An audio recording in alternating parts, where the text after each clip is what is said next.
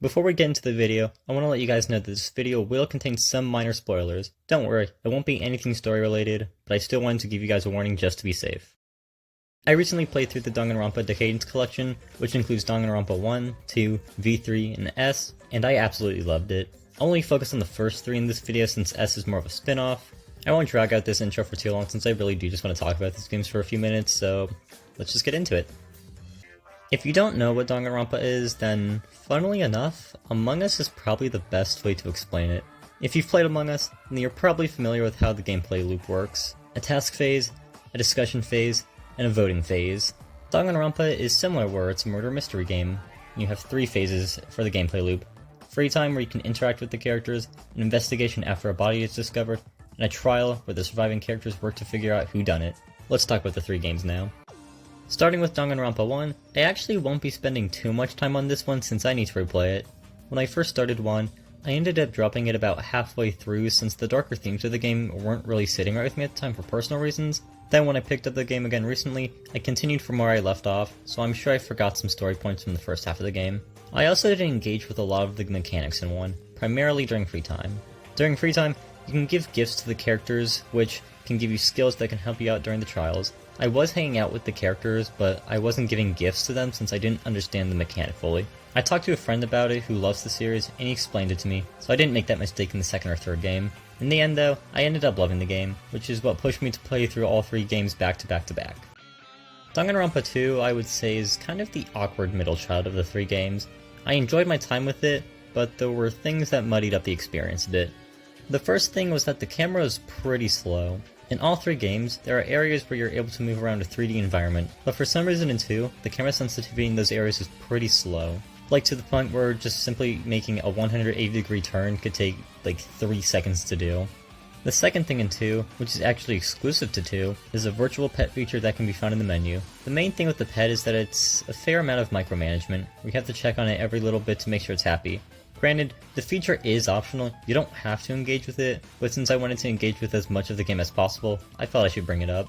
The last thing about 2 is that, unlike 1 and V3, where the games take place in one location, 2 has multiple areas to explore, kinda similar to how Luigi's Mansion Dark Moon has multiple mansions that you unlock as you progress through the game. Now this isn't an issue on its own, but when you have to go from somewhere, say, on Island 1 to somewhere on Island 3, it can take a few minutes to get there. You can fast travel in the games, but in 2 and V3, it's recommended that you walk places. I won't explain too much as to why, other than that walking can allow you to use more skills during the trials.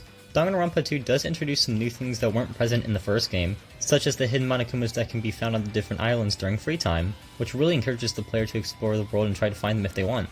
The hidden Monokumas are chapter-based, so if you miss any in the current chapter, you won't be able to find them in a later chapter. I realize that I may have been kinda negative when talking about 2, but I want to make it clear that despite some of its shortcomings, I really did enjoy my time with it. It also features my favorite character in the entire series, so I have to give it some bonus points for that. One final thing I want to talk about regarding 2 is that there's actually a reimagining of the game scheduled to release in early 2027 titled Danganronpa 2x2, or 2x2? I haven't read too much about 2x2, but some of the new features look really cool. I'll definitely be checking it out at some point after it releases. Finally, Danganronpa V3, and if I'm being honest, this is the best game in the entire series. The cast of characters is great and everyone meshes really well together, the best features of the previous 2 games make a return, and some of them are improved on as needed. The music, especially during trials, is amazing, and there's a casino, which I spent more time at than I'd like to admit. As much as I love V3, there were a few things that muddy up the experience a bit. The first thing is that there's no autosave, well, at least from what I could see during my playthrough, so you do have to be pretty on top of saving.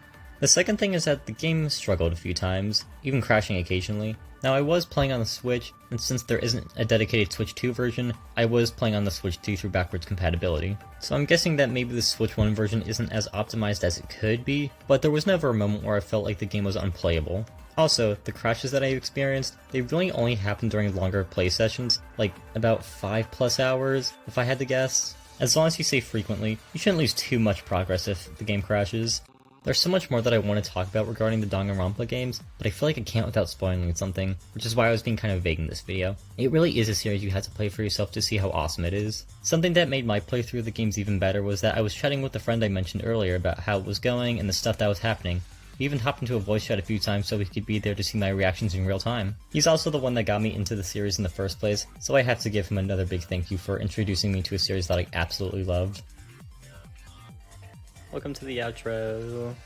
I was just trying to get this video out quickly because I gotta leave for college soon, so I hope you guys enjoyed.